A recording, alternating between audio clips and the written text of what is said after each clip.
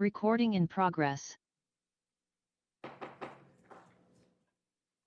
Welcome, everyone, to the January 20th, 2026 regular Board of Aldermen meeting. Would everybody please join with me in saying the Pledge of Allegiance? I pledge allegiance to the flag of the United States of America and to the republic for which it stands, one nation, under God, indivisible, with liberty and justice for all. Roll call, please. Alderman Plufka. Up here. Alderwoman Tice. Here. Alderwoman Gold. Here. Alderwoman Sims. Here. Alderman Lockmiller. Here. Alderman Gould. Here. Alderwoman Harder. Here. Alderman Erger. Here. Mayor Dimmock, you have a quorum. Thank you. Next on the agenda is approval or amendment of the agenda. Do we have any changes? Any objection to approving the same by acclamation? Seeing none, it'll be so approved. Drops us down to announcements and appointments. We have two that I'm very, very happy about tonight. First up is our police department. So whoever's going to handle that, Chief, for you. Good evening. In the last couple of weeks, we've had a couple cases of interest in the police department that we felt reached the level of doing an award for the officers. So Major Simpson's going to read the awards, and the officers have come forward. They're interesting cases in that the one that you're going to hear about from the YMCA was an officer that recognized and pushed this thing forward, and the detectives took it and ran with it, did a great job with it. But it was that initial recognition of the threat that really was important in that case. And then the second case you're going to hear about is an incident from a flock hit on mobile on the run. It's been in the news very much lately about use of force when it goes to automobiles and police officers. So this is a case of the officers did an outstanding job recognizing the threat. Were able to manage it and get through the incident without anyone getting hurt. So without further ado, Major Simpson's going to read those for you. Alex, Aladdin, Rick, Phil, you want to come on up here, please? So, as the chief said, this first incident had to do with a threat we received at the YMCA, and I'll just get started. On January 14th, 2026, Officer Hasidich responded to a harassment call at the Y. Through prompt action and thorough investigation, Officer Hasidich identified a credible and imminent threat involving a subject who made explicit statements about coming to the YMCA with a firearm and harming children. Officer Hasidich conducted a detailed interview with all the involved parties and YMCA staff, assessed the environment, and recognized the Early Childhood Education Center as a vulnerable soft target due to the presence of children and limited security measures. Officer Hasidich's observations, combined with investigative findings and a records check on the suspect involved, revealed a violent criminal history, which led to the determination that the threat was credible and posed an immediate risk to public safety. Officer Hasidich promptly notified Sergeant Figgs, who took decisive action, alerting command staff and coordinating with the St. Louis County Prosecuting Attorney's Office. Under the leadership of Lieutenant Josh Bowersox and Lieutenant Todd Lambert, the Detective Bureau, comprised of Detective Rick Pettit, Detective Al Wilcox, Detective Phil Meyer, responded without delay. Their coordinated efforts resulted in surveillance of the suspect's residence, obtaining and executing a search warrant, and successfully taking the subject into custody without incident. The suspect's firearm was also located and seized before any harm could be done. The collective actions of Officer Hasidich, Sergeant Figgs, Lieutenant Bowersox, Lieutenant Lambert, Detective Pettit, Detective Wilcox, and Detective Meyer exemplify exceptional professionalism, teamwork, dedication to public safety. Their proactive response and decisive intervention directly prevented a potential act of violence and ensured the safety of children, staff, and the community. This incident reflects the highest standards of law enforcement service and is worthy of this Department Award of Excellence. Please join me in congratulating these gentlemen on their award. Thank you, guys. Good job.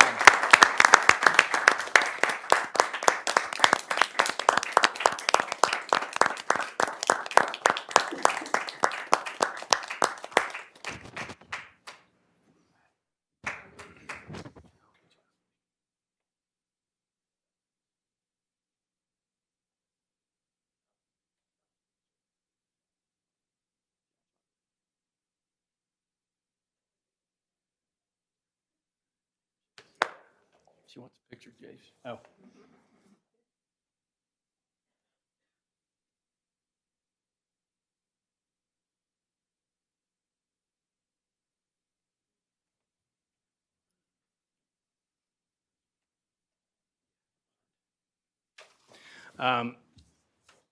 When we applied on that case, the St. Louis County prosecuting attorney issued warrants on that, and there was a $250,000 cash-only bond issued. So I'm going to move on to the second incident that I'd like to discuss. Corporal Hopler and Josh Slattery couldn't make it here tonight, but I'll just get right into this.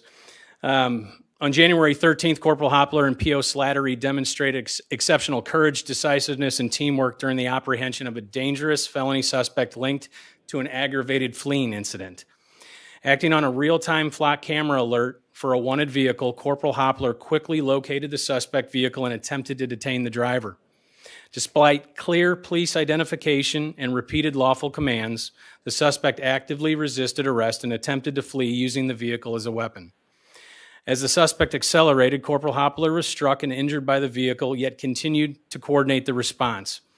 P.O. Slattery, placing himself in extreme personal danger, entered the suspect vehicle to prevent it from being driven, successfully fighting for control of the suspect vehicle, which fled into oncoming traffic at the time.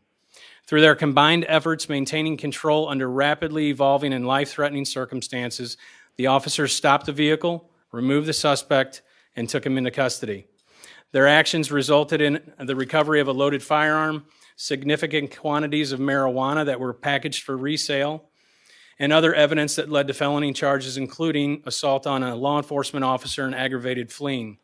Corporal Hopler and P.O. Slattery's bravery, perseverance, and professionalism reflect the highest standards of law enforcement service and bring great credit to themselves and the Brentwood Police Department. They weren't able to make it here tonight, so we just wanted to mention this in this forum. So thank you very much for your time. I appreciate it.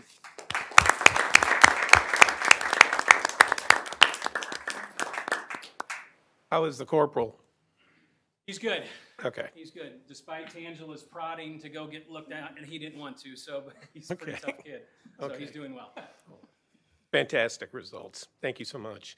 Next up is the appointment and swearing in of a new fire chief. This is one of the the tasks that the mayor gets to do that is very enjoyable. One of the many things that a mayor gets to do that's very enjoyable. And it was a few years ago when I appointed Ronnie Cottrell as our fire chief, and as we all know, he has moved on to the west side of the state, thereby creating a vacancy. And much like with Ronnie, we were able to look inside our department to fill that vacancy. Alderman Plufka, who's the chair of Public Safety, and I met with Chief Ed Burney to talk to him for quite some time, just to hear what his vision is for the department and what's important to him. And I think I can speak for Alderman Plufka that we both were very impressed with Ed. And I think the city is very fortunate that we were able to look inside in order to fill this vacancy instead of having to go outside. Because, and again, that speaks to our departments of the fact that we are grooming folks to, as the chiefs or the heads of the departments are transitioning out, we have people ready to take that spot. So, without any further ado, Chief. Who's swearing him in? Octavia?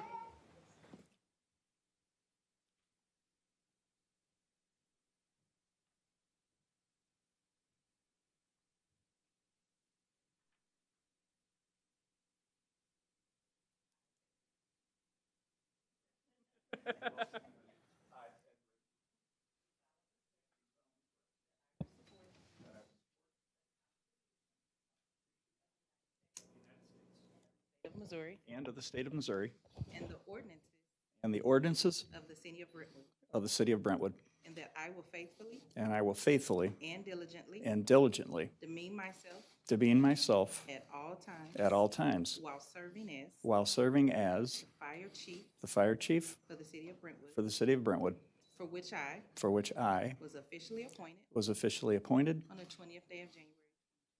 of the 20th day of January 2026. Thank you, Octavia.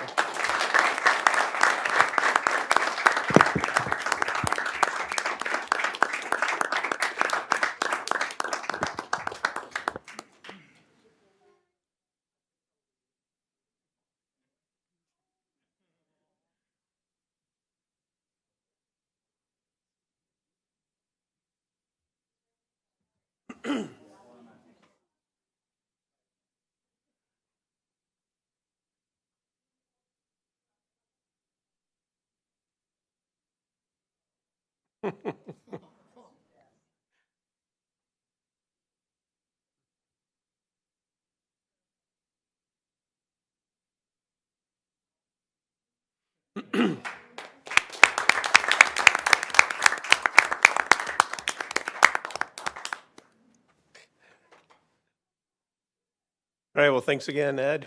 Chief? Proud to serve the city. Great, thank you.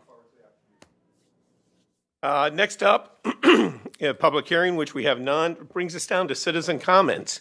If anybody in the public cares to address the board, now is the time to do so. All we ask is that you come to the podium there, state your name and your address, and you'll be given up to 3 minutes. Do we have anybody online? All right. We will move on to mayor and alderman reports. First up is the mayor report. I have one thing. It's early in the year, so not much to report, but I did want to bring to the attention of the board that this Thursday, the Municipal League of Metro St. Louis is holding its monthly meeting, and we always have a guest speaker. And the speaker that we're having this month is somebody with the East-West Gateway Council of Governments.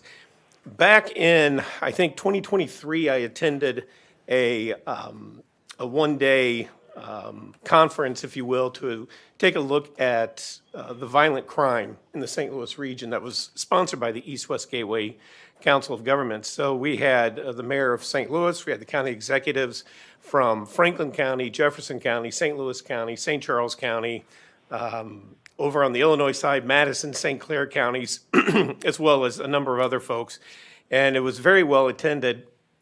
And the person that presented was a professor from the University of Maryland. His name is Thomas Abt, A-B-T. And he has, through the University of Maryland, they have created this center to address violent crime in municipal areas, major municipality areas. And they have already put together a program that's been successful in Knoxville, Tennessee, as well as Boston, Massachusetts at the time.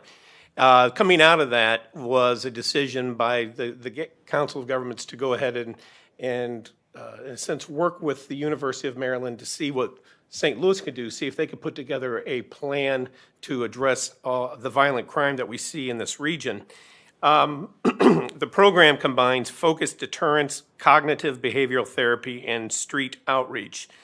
During the summit, some leaders said we needed to focus on social programs and less policing, while others said the complete opposite.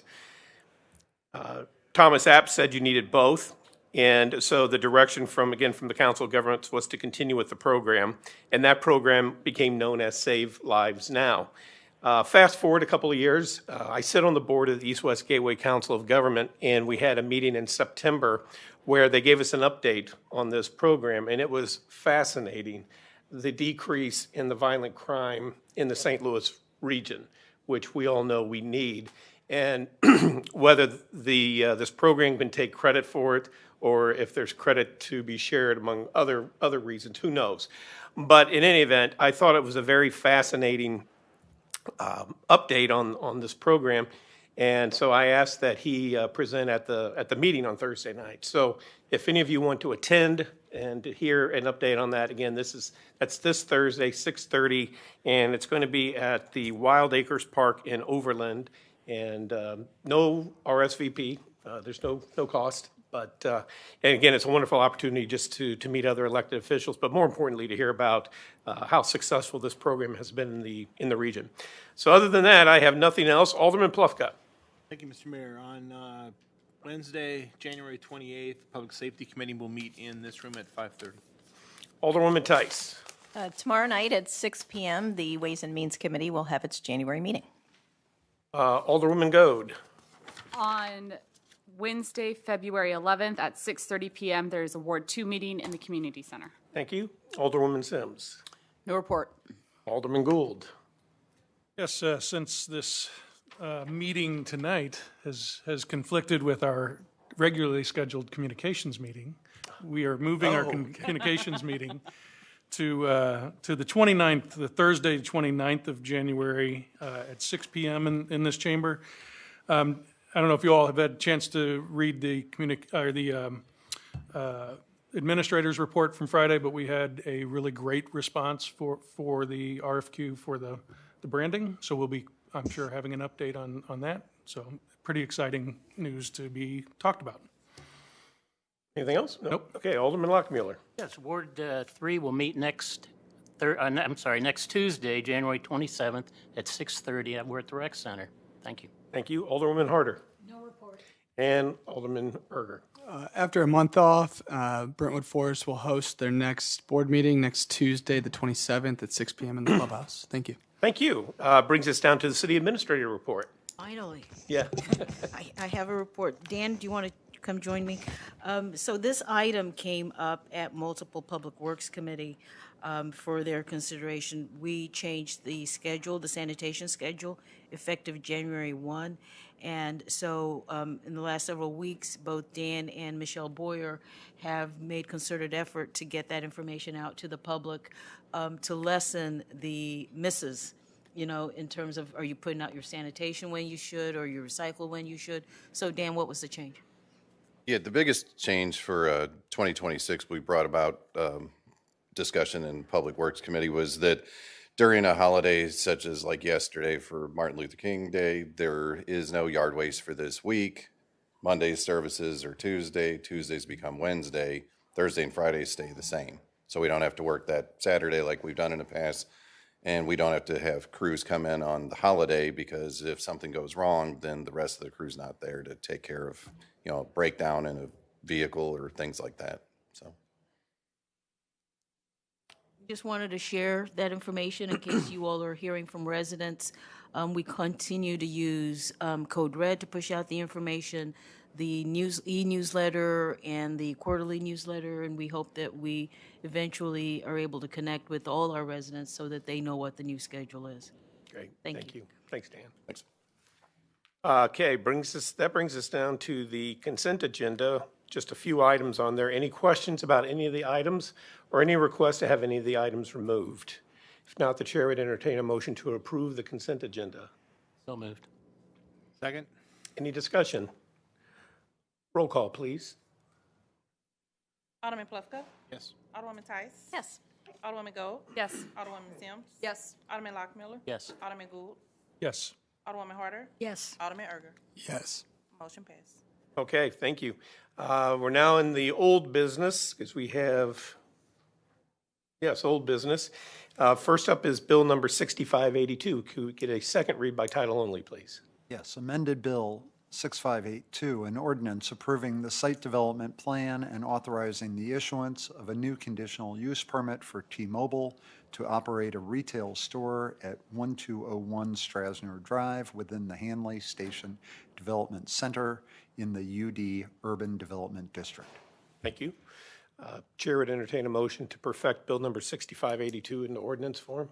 So moved. Second? Any discussion? Yes, Alderman Goad.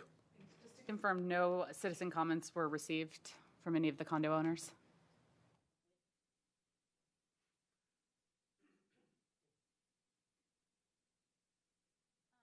No, we have not received individual comments. Included in your packet was an email exchange forwarded from the property owner that the parking in front is all designated for the retail and restaurant uses.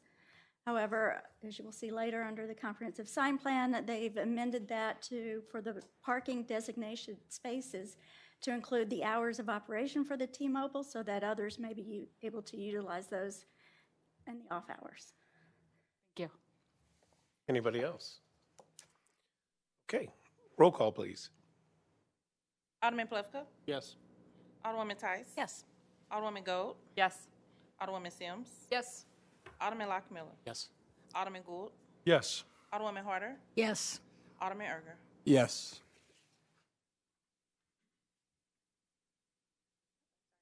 Bill number 6582 now passed and now becomes ordinance number 5211. Thank you. Brings us down to Bill number 6583. Could we get a second read by title only, please? Amended Bill 6583, an ordinance approving an amendment to ordinance number 4051 that authorized a comprehensive sign plan for the Hanley Station development. Thank you. Chair would entertain a motion to perfect Bill number 6583 into ordinance form. So moved. Second. Any discussion?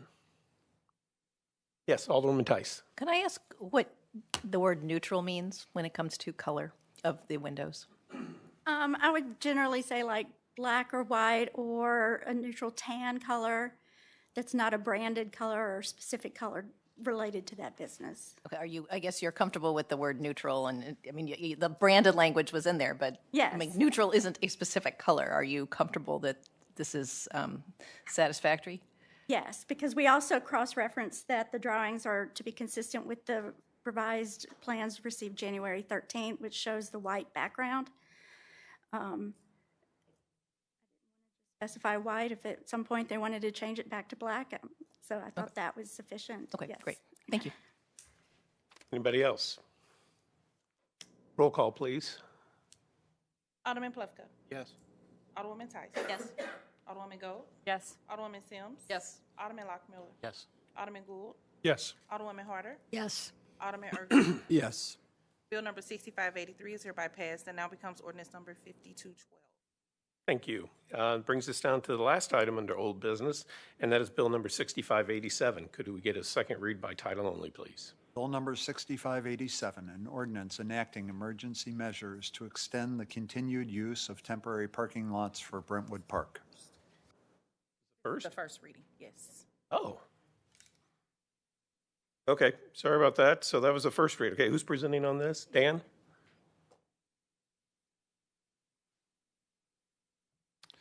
This item's been brought to the board before. One of the changes at the last board meeting that was desired and brought back to Public Works was on the north side at 8615 Manchester. There were concerns about the dust during the summer months whenever it's dry, as well as runoff. So some of the things we had put in the memo would be the changes on that north lot. So there's a photo of a sketched up area. There isn't a fall on the east side of the lot running from north to south that we'd be able to create a V ditch or some sort of ditch and convey the water from north to south. That should help. We'll lose probably at least one parking stall. We'll relay these, but you're gonna have to truncate the parking lot a little bit, move some of the gravel to the west. That'll become grass. You won't lose that many. You'll still have a 23-foot aisle or greater between the parallel park or the perpendicular parked cars. And then the dust control, we actually have the two compounds at the shop. We're going to try that in a gravel area at Public Works, see which one works better. One's a liquid, one's a pellet. And then how often you have to reapply those. So it would definitely mitigate the dust on that side if we put that one or to the other. And then what this would do is it would extend both lots another 180 days. The current permit is set to expire on the 26th of January, so in a few days.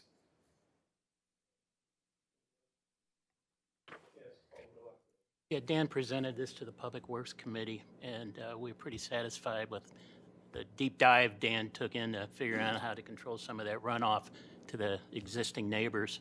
And then this new use, besides just putting down water all the time, this other biodegradable solution that he's come up with. So I think it's worth a try. Alderman Gould. Just for clarification, I can't recall, so the south lot wasn't on a 180-day term already, right? They Were they are both, on the were they same- both on the same? Same schedule. So we'll now move forward with both at the same schedule as well? Yes. Okay. Anyone else? Are you asking for a second read tonight? Yes. Hear the request? Motion for a second read. Second. Thank you. Any discussion on the motion for a second read? All in favor, please indicate by saying aye. Aye. Any opposed? Motion carries. Thank you. Mr. City Attorney, can we get a second read of Bill number 6587 by title only, please? Bill number 6587, an ordinance enacting emergency measures to extend the continued use of temporary parking lots for Brentwood Park. Thank you. Chair would entertain a motion to perfect Bill number 6587 in ordinance form. So moved. Second. Any discussion? Roll call, please. Alderman Plufka. Alderwoman Tice. Yes. Alderwoman Gold. Yes. Alderwoman Sims. Yes. Alderman Lockmiller. Yes. Alderman Gould. Yes. Alderwoman Harder. Yes. Alderman Erger. Yes. Bill number 6587 is hereby passed and now becomes ordinance number 5213. Thank you. Thanks, Dan. Brings us down to new business, of which we have none. And so item 12, citizen comments. Once again, anybody in the public care to address the board, now is the time to do so. We just ask that you come to the podium, state your name and your address, and you'll be given up to 3 minutes. No one online? Okay. Much to the dismay of many of you here, we have no need for a closed session tonight. So seeing that we have no further business, this meeting is adjourned.